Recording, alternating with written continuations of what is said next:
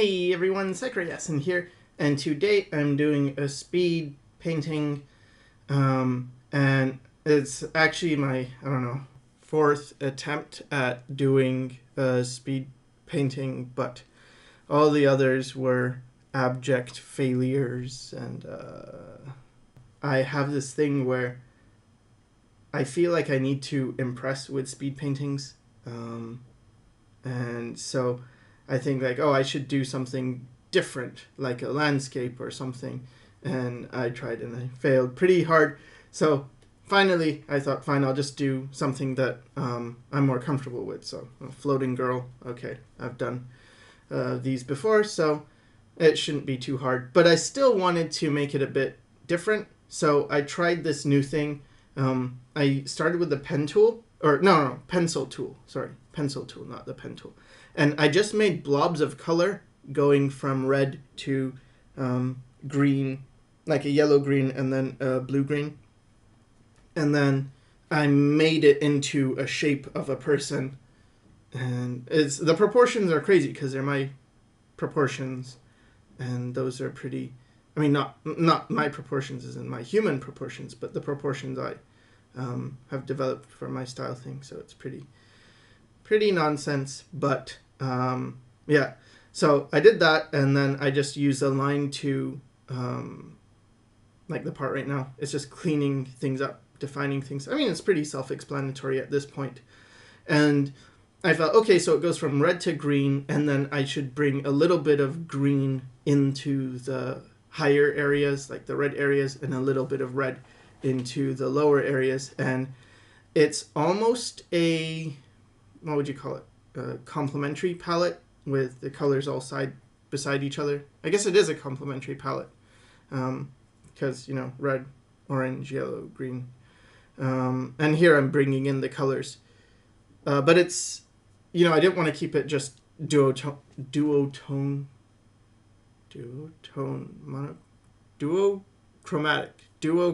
I didn't want to keep, I wanted to have a bit more variation. So that's why I tried the green thing. And it's, I don't know, it's okay. It seems to be okay, so it's probably something I'm going to try again with using that many colors, so from red to green. I guess if I look at it on the color wheel, you've kind of just taken the entire wheel and cut it in half, and anything on one half of it is acceptable.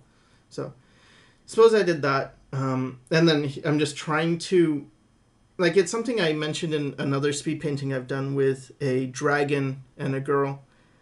I don't know if it ended up being a dragon. I think it ended up being some monster thing that is not a dragon. But anyway, just trying to use all the tools at my disposal. So right now what I've done is, and I use this on a turnaround that I did, animated thing. And what I've done is just, I duplicated the layer and I adjusted the levels, and then that makes it so it's, I adjusted it so it's much darker and then much lighter. So then what I did is I added a layer mask. I mean, you may have to go back and see what I did, but I'm going to do the same thing a few times. And it's just making a change and then putting a layer mask on it, and then filling it with black. And what that does is it makes everything invisible on that layer. And then as you paint into the black with white, it reveals what you've done. So basically what I had done is I used it as a way of adding shadows and highlights without worrying about the color changing at all. And I don't know, it's pretty nice because you still get the feeling that you're painting, almost like you're sculpting, right? But you don't have to repaint all the little areas, and you also don't have to do it in grayscale, because that was the other thing is, I guess the more common method is to just start your painting in black and white, and then, which is still good because you get the values correct, but start your painting in black and white, and then what you do is add a color layer, or use color balance, or use another method of adding color on top. And this is kind of the opposite. It's start with the color, and then because you've got your layer adjustment layers, not adjustment layers, layer masks, you can add the value on top. So that's what I was doing.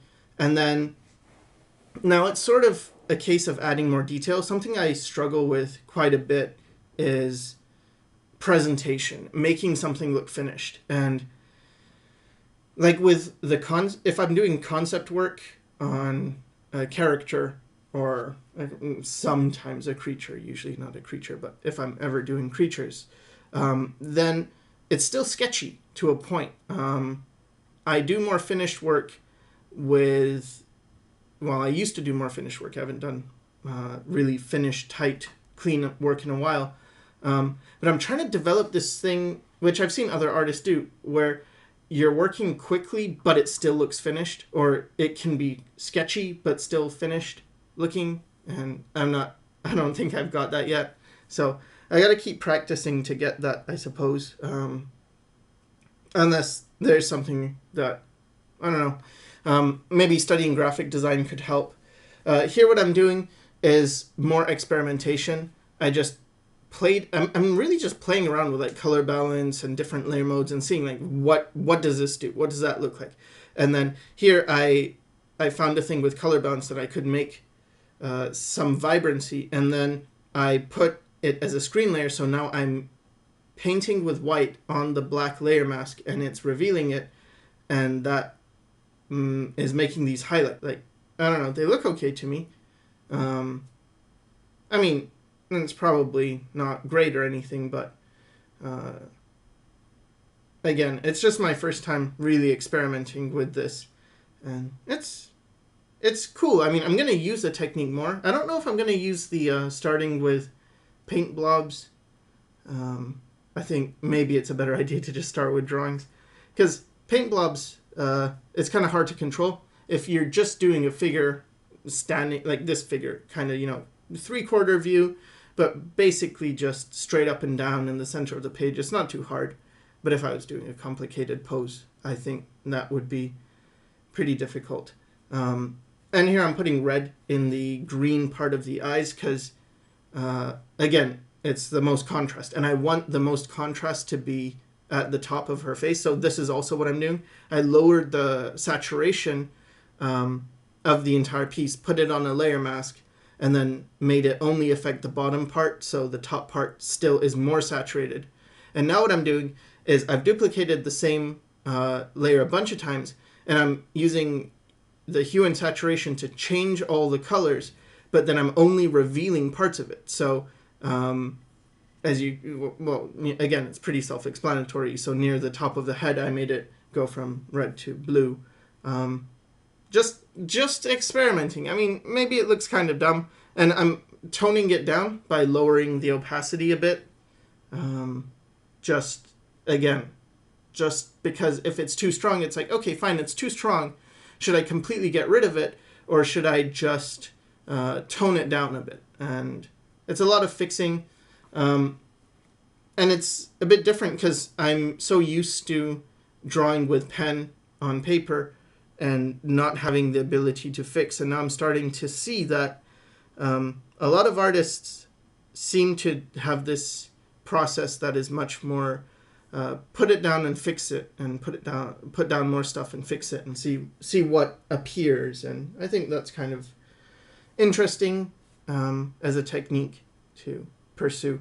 So yeah, doing that. I made the things a bit more gold on her yellower areas. I kind of made it look like gold, and that's a bit more about I guess fundamentals of light and shadow. I mean, I haven't done it yet in terms of I'm doing it right now, so making it look more shiny. See, just some basic, I don't know, ideas. It's not perfect, but it's like understanding how gold reflects and how the values remain, like the values reflect, but the color stays gold and within that range, from like brown to orange to yellows, which, because gold isn't one color, it's a few colors put together side by side that makes things look like gold.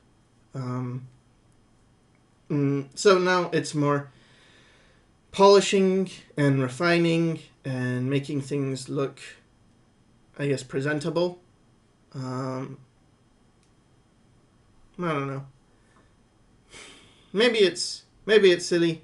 I guess it is, but again, it's just experimenting, and I guess I have run out of things to say, but I've still got more video left. So let me think. Oh, in the back. And right now what I'm doing is just thinking like, maybe if I add more detail. I mean, clearly I'm lost and I don't know what I'm doing, but it's like, okay, what if I do this? What if I do that? What if I add some detail to these green areas?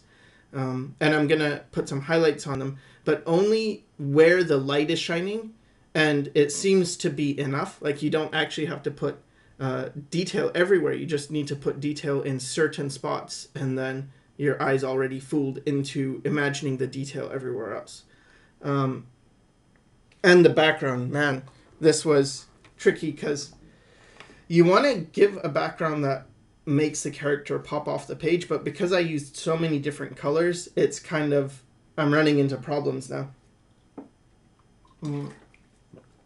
So at first I was trying like, maybe some greens and stuff, and then I thought, maybe I can tone it down with grays. And now what I'm doing is I'm using these brushes by I think he's called Deharme, Deharme, and the brushes I'm using and everything I'm using, like sometimes I use paper textures and stuff. It's all available on www.sycra.net. In the resources section, you'll find a list of brushes. So if you want these type of brushes, this is my first time playing around with them, and they're pretty cool. But again, I don't really know how to use them. So, but anyway, his name is Deharme. So just look for those brushes and you can download them. It's something I really don't do. I use the tool presets. You can see on the left side, there's a tool presets, and I use like 4 brushes. I use soft eraser, chalk brush, soft brush, hard brush, and smoke brush, and sketching brush, and sometimes one other brush like the stipple whatever brush. But I'm seeing that maybe that's why I don't have as much presentation compared to some other people. Maybe it's the brushes, maybe it's something else. I mean, if you have any advice, feel free to leave it in the comments on how to achieve presentation. I'm guessing it's graphic design. I think that's the key. If it is, then that's just I'll figure it out regardless. So there's no worries about that. It's just, am I going to figure it out quickly, or is it going to take a bit more time? So here, just a bit more detail on the face, because the face is super important. That's the first place people are going to look. And when I look at the whole thing, I don't think it's working quite, but it's okay. And for an experiment, there's some things I can do that I can carry over to future images. So it's not like it's a complete waste.